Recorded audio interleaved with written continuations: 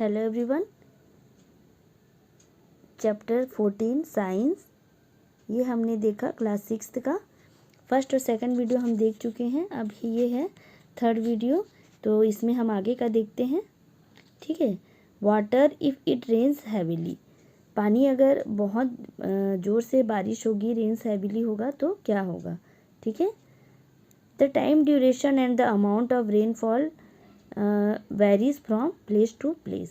तो समय, अवधि और वर्षा की मात्रा एक स्थान से दूसरे स्थान पर भिन्न भिन्न होती है, अलग अलग होता है। In some parts of the world it rains throughout the year while there are places where it rains only for a few days. तो क्या होता है, हर जगह पानी जो है एक जैसा नहीं होता है। कुछ जगहों पर बहुत ज़्यादा बारिश होती है लगातार, और कुछ जगहों पर कुछ ही दिन के लिए बारिश होती है। In our country most of the rainfall occurs during the monsoon season. हमारी कंट्री में क्या है, ज़्यादातर पानी जो है वो मानसून सीजन में ही होता है। मानसून सीजन में ही बारिश होती है। Rains bring relief specially after hot summer days.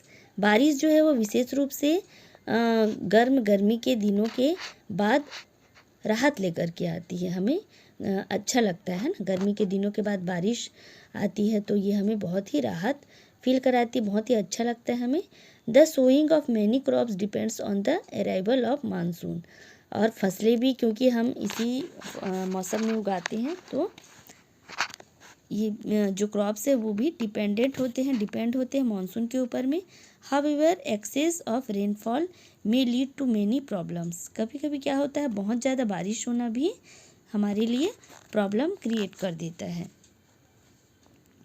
Heavy rains may lead to rise in the level of water in rivers, lake and ponds.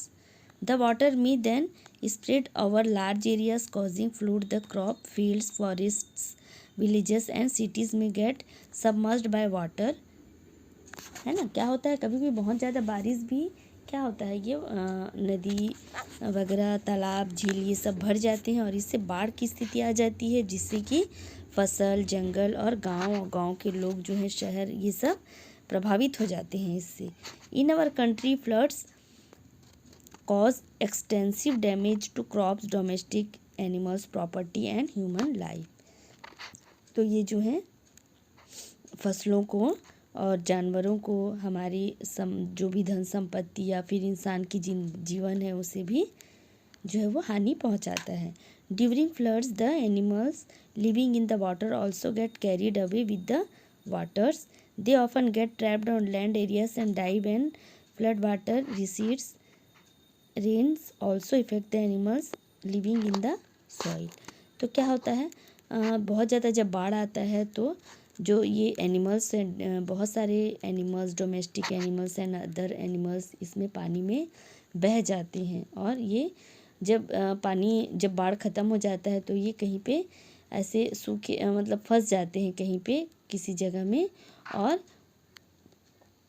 इससे क्या होता है कि इनकी मृत्यु तक हो जाती है ना। तो ये एनिमल्स के लाइफ पर भी ये बहुत ज़्यादा प्रभाव डालता है। नेक्स्ट हम देखते हैं what happens if it does not rain for a long period. अब हम देखते हैं कि अगर बहुत ज़्यादा टाइम तक, बहुत लंबे टाइम तक अगर बारिश नहीं हुई तो इससे क्या होता है। Can you imagine what would happen if it does not rain in a region for a year or more. क्या आपने कभी ये इमेजिन किया है कि मान लीजिए 1 साल तक या उससे भी ज़्यादा समय तक अगर बारिश नहीं होगी तो क्या होगा। The soil continues to the lose water by evaporation and transpiration since it is not being brought back by rain the soil becomes dry. तो इससे क्या होगा, अगर यही जो हमने आगे वाटर चक्र पढ़ा है, जल चक्र पढ़ा है, वाटर साइकिल, तो ये प्रोसेस जो है वो नहीं हो पाएगा। तो इससे क्या होगा, ज़्यादा सूखे की स्थिति आ जाएगी, जो सॉइल है वो ड्राई हो जाएगा। The level of water in ponds and wells of a region goes down and some of them may even dry up. The ground water may also become scarce. This may lead to drought. तो इससे क्या होगा, सूखे की स्थिति आ जाएगी। In drought condition it is difficult to get food and fodder.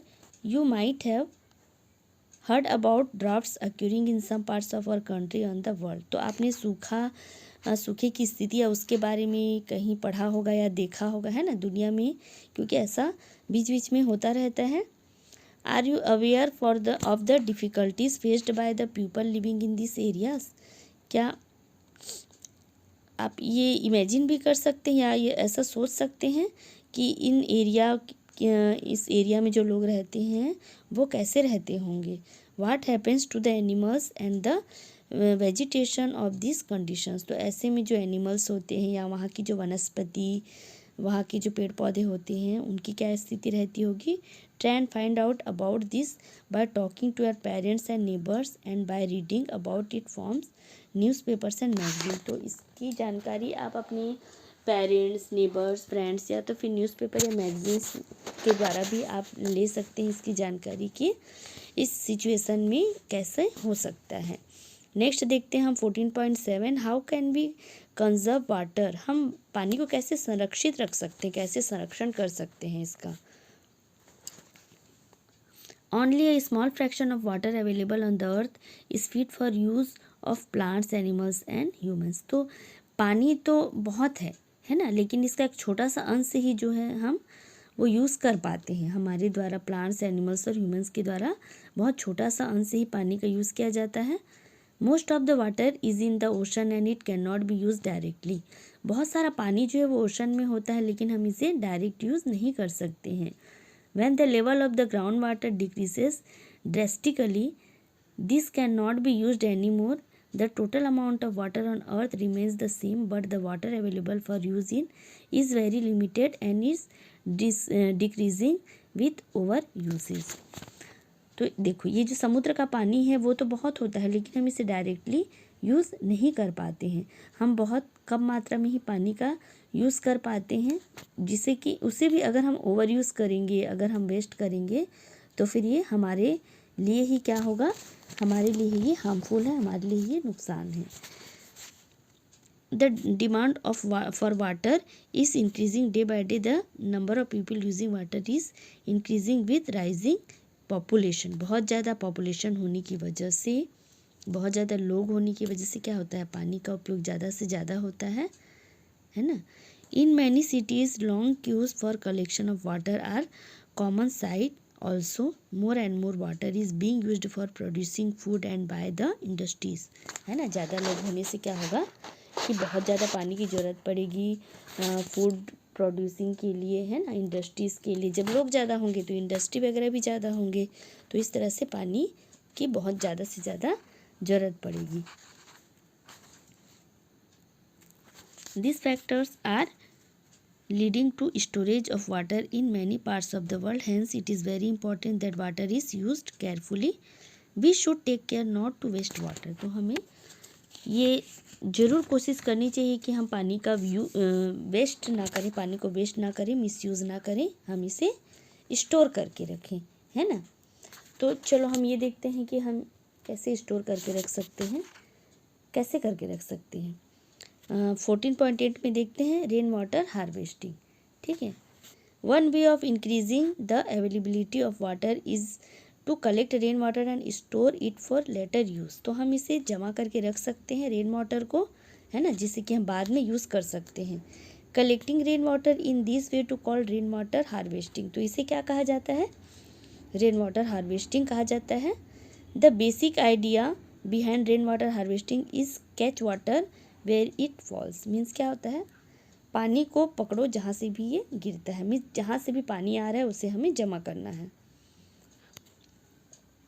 What happens to the rainwater that falls in places that are mostly covered with concrete roads and buildings? क्या होता है जहाँ ज़्यादातर पत्थर वगैरह होते हैं, है ना, रोड और बिल्डिंग वगैरह होते हैं, वहाँ जो पानी जो है वो रेन वाटर जो है वो बहता जाता है ना।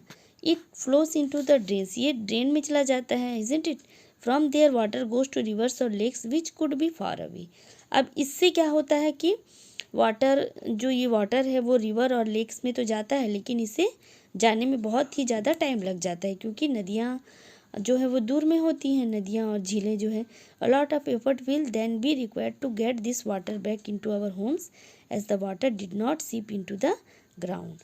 तो ये जो है बहुत ही दूर होने की वजह से पानी जाने में टाइम लगता है और इससे क्या होता है, पानी वेस्ट भी हो जाता है ना।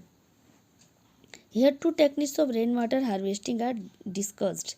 तो यहाँ दो टेक्निक दिया हुआ है, दो तरीके बताए गए हैं जिससे कि हम रेन वाटर को जमा करके रख सकते हैं। फर्स्ट है रूफटॉप रेन वाटर हार्वेस्टिंग।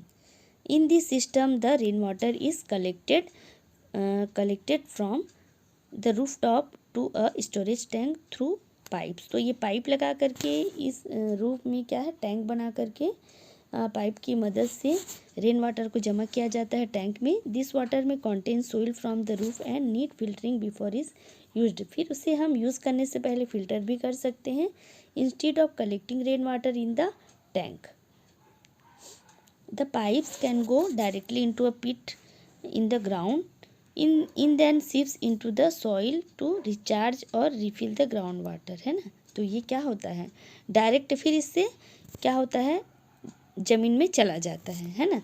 अब इससे लंबी दूरी भी इसे तय करनी नहीं पड़ती और इससे जो है वो पानी वेस्ट भी नहीं होता, डायरेक्ट ये नीचे चला जाता है।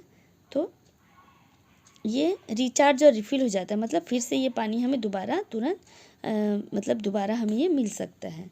Second, another open is to allow water to go into the ground directly from the road side drains that collect rain water. Road side या ड्रेन्स जो रोड साइड और ड्रेन्स में जो पानी बहता रहता है वो डायरेक्ट जो है वो ज़मीन में चला जाए अगर, तो इससे जिससे कि पानी वेस्ट ना हो। तो ठीक है, तो ये चैप्टर हमारा यहाँ पे ख़त्म हो गया। अगर मेरा वीडियो आपको अच्छा लगा हो तो लाइक शेयर सब्सक्राइब ज़रूर करें और इसके क्वेश्चन आंसर के लिए आप नेक्स्ट पार्ट वीडियो का ज़रूर देखें। Bye bye and thank you.